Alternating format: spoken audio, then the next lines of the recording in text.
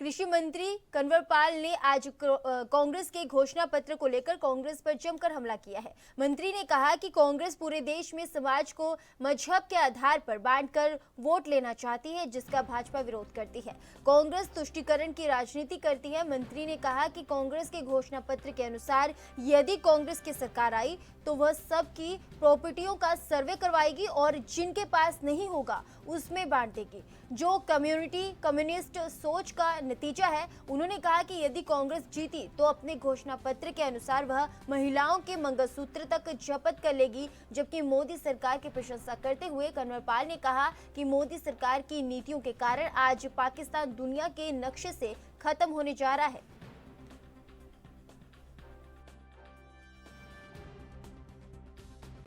पत्रकारों का मैं हार्दिक अभिनंदन, हार्दिक स्वागत करता हूं।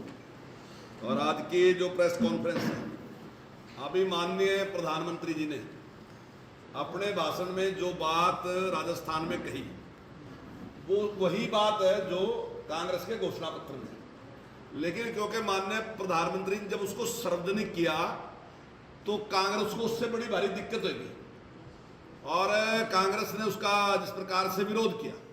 लेकिन अगर उनका घोषणा पत्र पढ़ेंगे तो वो सारी बातें उसमें लिखी हुई हैं।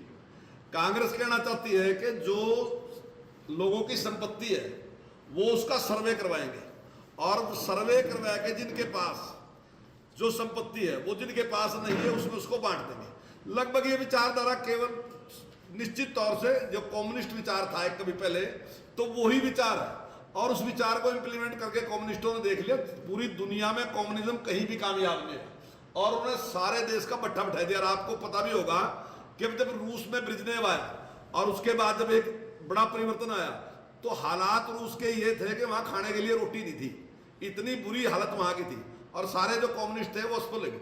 तो आज उसी प्रकार की बातें जो हैं वो संविधान में जिस प्रकार से लिखी जाएगी और जो बाबा साहब अम्बेडकर जी ने जो संविधान लिखा उस संविधान के बिल्कुल खिलाफ जो विचार है उन्होंने दिया।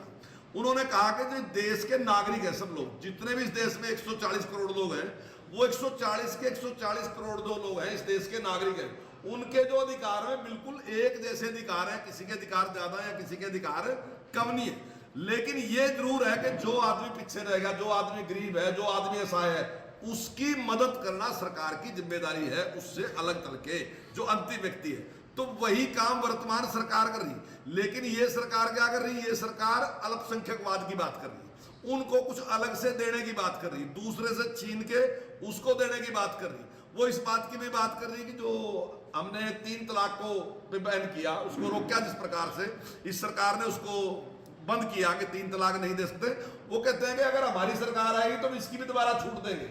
तो इससे वो क्या करना चाहते हैं? वो महिलाओं के खिलाफ जिस प्रकार का अभी आपने देखा कि बंगाल में जिस प्रकार से महिलाओं के साथ अत्याचार हुआ, लेकिन उसके बाद कांग्रेस ने उस पर कुछ भी नहीं किया। कांग्रेस ने एक बार भी उस पर जबान नहीं खोली। तो ये सारी चीजें अब वो कहते हैं कि हम जज लगाएंगे। हम जज लगाने के खिलाफ नहीं है, वो कहेंगे मुस्लिम को जज लगाएंगे, हम इसके खिलाफ नहीं है। हम मेरिट पे अभी 50 बच्चे जो हैं वो मेरिट के आधार पे यूपीएससी क्लियर करके आए, वो मुस्लिम है 50 बच्चे, लेकिन वो बड़ी काबिलियत से है। ये बेहद खुशी की बात है देश में कि आज वो पढ़ रहे हैं, अच्छे आगे स्थान ग्रहण कर रहे हैं। लेकिन अगर ये कहो कि मैं केवल इसलिए उसको लगाऊंगा वो मुसलमान है, तो मैं इसके लिए हम उसके विरोध में, हम उसके पक्ष में नहीं।